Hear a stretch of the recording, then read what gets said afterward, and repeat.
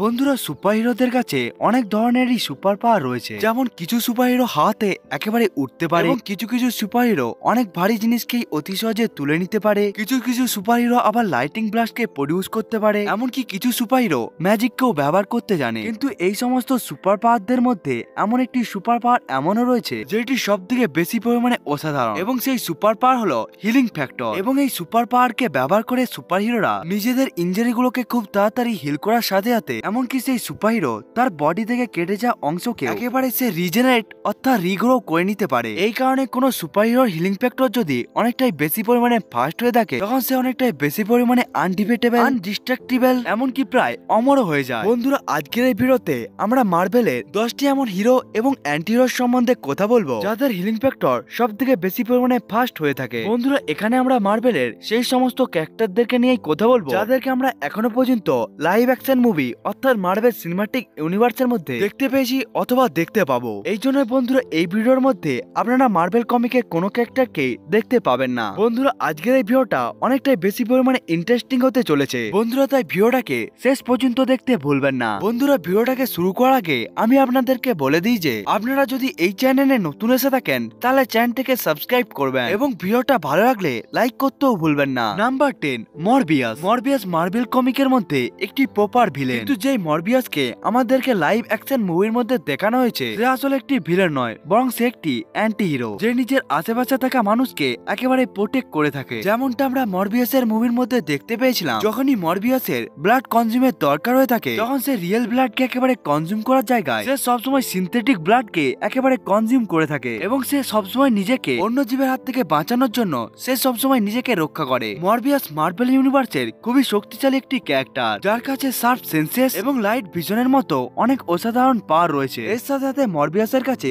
অসাধারণ লেভেলের হিলিং ফ্যাক্টরও রয়েছে। এমনকি মরবিয়াসের হিলিং ফ্যাক্টর এতটাই ফাস্ট হয়ে থাকে যে নিজের যেকোনো ইনজারিকে খুব তাড়াতাড়ি হিল করে নিতেও পারে। এমনকি মরবিয়াসের মুভির মধ্যে আমরা দেখতেও পেয়েছিলাম মরবিয়াস বুলেটের প্রভাবে ইনজার হয়ে যাওয়ার পরেও সে কয়েক সেকেন্ডের মধ্যে নিজেকে খুব তাড়াতাড়ি হিল করে নিতে পেরেছিল। Number 9, Spiderman. Peter Benjamin Parker অর্থাৎ আমাদের স্পাইডারম্যান একটি খুবই পাওয়ারফুল সুপার হিরো যার কাছে স্পাইডারের পাওয়ার রয়েছে। অর্থাৎ স্পাইডারম্যান অতি সহজে দেয়ালের উপর চড়তে পারে, ওয়েব শুটিং করতে পারে, এমনকি তার নিজের কাছে স্পাইডার সেন্সর রয়েছে যার সাহায্যে সে আগে থেকে বিপদকে বুঝে যেতে পারে। এই সমস্ত স্পাইডারম্যানের পাওয়ার এবং এবিলিটি থাকার সাথে সাথে স্পাইডারম্যানের কাছে অসাধারণ লেভেলের রিজেনারেটিভ হিলিং ফ্যাক্টর রয়েছে। স্পাইডারম্যানের হিলিং ফ্যাক্টর এতটাই ফাস্ট হয়ে থাকে যে কোনো মেজর ইনজুরিকেই খুব তাড়াতাড়ি হিল করে নিতে পারে। স্পাইডারম্যান ফার ফ্রম হোমের মধ্যে যখন মিস্ট্রির জন্য যখন স্পাইডারম্যান অনেকটাই বেশি পরিমাণে আহত হয়ে যায়, এমনকি তার সাথে যখন চলতে থাকা ট্রেনের সাথেও ধাক্কা লেগে যায়, তখনও স্পাইডারম্যান ওই সমস্ত ইনজারিগুলোকে খুব তাড়াতাড়ি হিল করে নিতে পেরেছিল এবং সে মিস্ট্রির সাথে লড়াই করার জন্য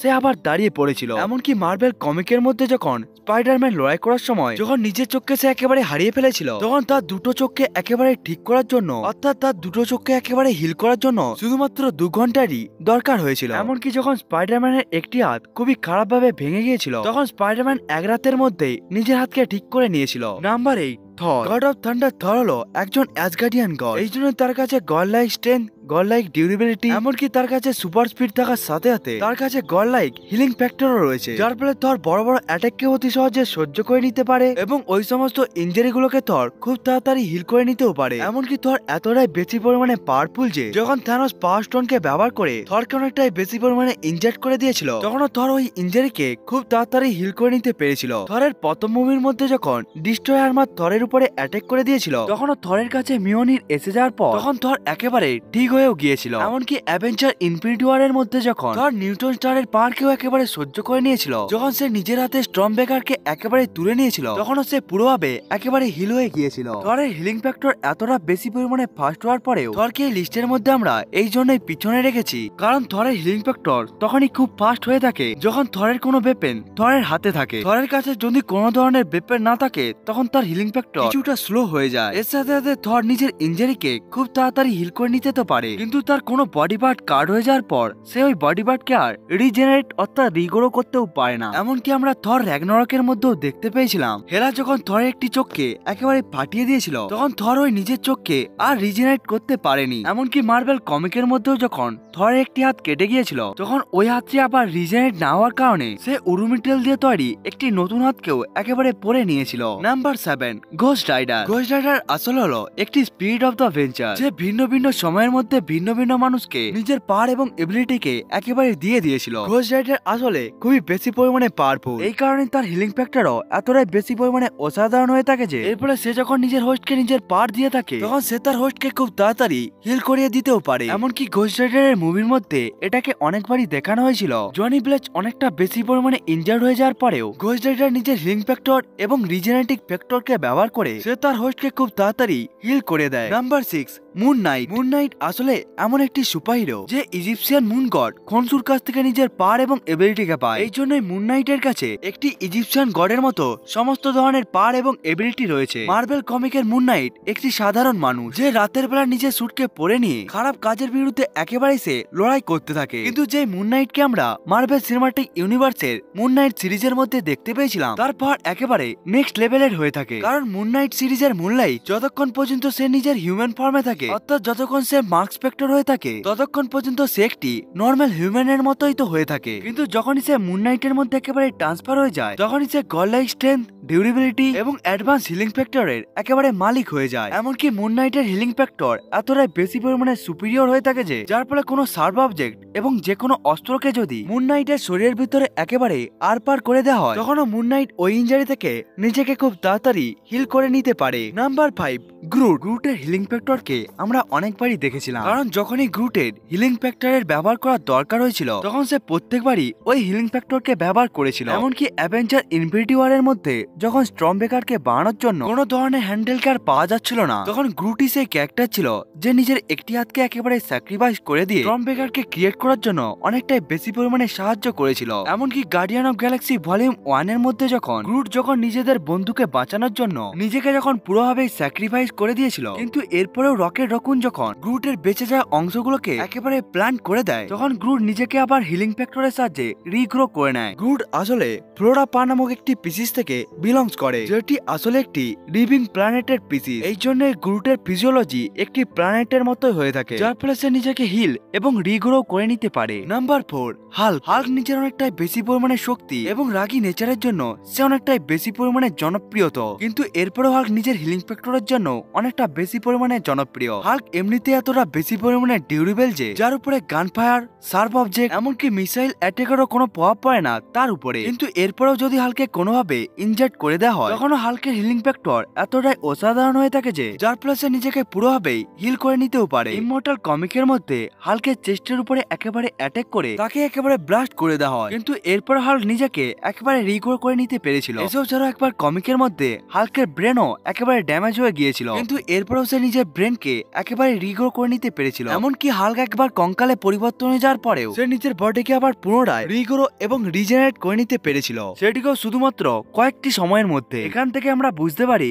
হাল্কের হিলিং ফ্যাক্টর কতটা বেশি পরিমাণে সুপিরিয়র। Number 3, venom. ভেনম আসলে একটি সিম্বিয়ট যে অন্য একটি বিং এর সাথে একেবারে মার্জ হয়ে গিয়ে বেঁচে থাকে এবং সে নিজের পাওয়ার এবিলিটিকেও ব্যবহার করে থাকে। ভেনমের কাছে অনেক অসাধারণ লেভেলের পাওয়ার এবং এবিলিটি রয়েছে, যেমন super human strength, super human durability, super human speed, 360 degree senses এবং এর সাথে অসাধারণ লেভেলের হিলিং ফ্যাক্টর। ভেনম নিজের হিলিং ফ্যাক্টরকে ব্যবহার করে তার হোস্টের যে কোনো ইনজারিকেই একেবারে ঠিক করিয়ে দিতে পারে। এমনকি ভেনমের হোস্টের যদি কোন রকম বডি পার্ট একেবারে কাট হয়েও যায়, এমনকি তার বডি পার্ট যদি একেবারে কেটে আলাদা হয়ে যায় তখনও ভেনম নিজের ওই বডি পার্টকে খুব তাড়াতাড়ি রিজেনারেট করে নিতেও পারে। এমনকি ভেনমের লাইভ অ্যাকশন মুভির মধ্যেও যখন এডি বকের শরীরের মধ্যে অনেকটাই বেশি পরিমাণে ইনজারি হয়ে যায়, এমনকি তার বডি পার্ট যখন কাট হয়েও যায় তখন ভেনম খুব তাড়াতাড়ি ওই সমস্ত বডি পার্টকে হিল করে দেয়। এমনকি মার্বেল কমিকের মধ্যে যখন ভেনম ফ্ল্যাশ থমসনের সাথে একেবারে মার্চ হয়ে গিয়েছিল তখন সে ফ্ল্যাশের জন্য তার কেটে যাওয়া পাকেও অতি সহজে ঠিক করিয়ে দিয়েছিল, যার ফলে ফ্ল্যাশ একেবারে এজেন্ট ভেনমে পরিবর্তন হয়ে যায়। Number 2, Wolverine. উলভারিন আসলে সেই সুপারহিরো ক্যারেক্টার যার সুপার পাওয়ারই হলো তার শার্প ক্লো এবং সুপার হিলিং ফ্যাক্টর, এবং উলভারিন নিজের হিলিং ফ্যাক্টরের জন্য অনেকটা বেশি পরিমাণে জনপ্রিয়। উলভারিন আসলে খুবই পাওয়ারফুল একটি মিউট্যান্ট যে নিজের অ্যাডভেন্টিয়াম ক্লো ব্লকে ব্যবহার করে যে কোনো জিনিসকেই অতি সহজে কাট করে রেখে দিতে পারে। কিন্তু যেই জিনিসটা উলভারিনকে সব থেকে পাওয়ারফুল বানিয়ে দেয় সেটি আসলে তার হিলিং ফ্যাক্টর, এবং উলভারিনের হিলিং ফ্যাক্টর এতটাই বেশি পরিমাণে সুপিরিয়র হয়ে থাকে। এই কারণে উলভারিন সেই নিউক্লিয়ার বোমের এক্সপ্লোশনকেও একেবারে সহ্য করে নিয়েছিল, যে বিস্ফোরণটি উলভারিনের কঙ্কালকেও একেবারে জ্বালিয়ে রেখে দিয়েছিল। কিন্তু উলভারিন নিজের হিলিং ফ্যাক্টরের জন্য নিজেকে খুব তাড়াতাড়ি হিল করে নিতে পেরেছিল, সেটিকেও খুব কম সময়ের মধ্যে। এমনকি মার্ভেল জম্বি স্টোরিলাইনের মধ্যেও যখন সমস্ত সুপারহিরো একেবারে জম্বি হয়ে গিয়েছিল তখন তারা উলভারিনকেও কামড়িয়ে একেবারে জম্বিতে পরিণত করে দিতে চেয়েছিল। কিন্তু ওই সমস্ত জম্বিগুলো যতবারই উলভারিনের বডিকে একেবারে কামড়িয়েছিল উলভারিন ততবারই নিজেকে একেবারে রিজেনারেট করে নিতে পেরেছিল। এই কারণে উলভারিন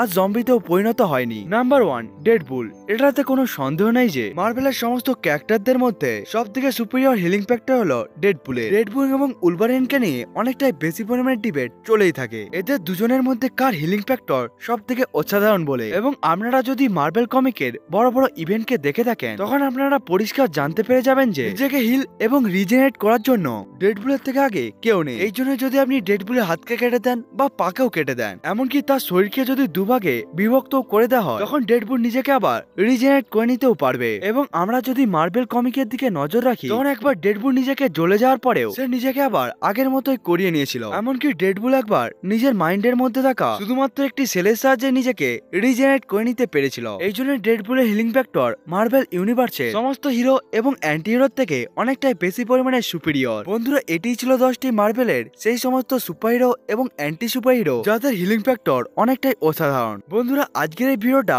আপনাদেরকে কেমন লাগলো বন্ধুরা কমেন্ট করে বলতে ভুলবেন না। বন্ধুরা, আজকের এই ভিডিওটা এতটা পর্যন্তই, দেখা হচ্ছে অন্য একটি ভিডিওতে, ততক্ষণের জন্য বাই বাই।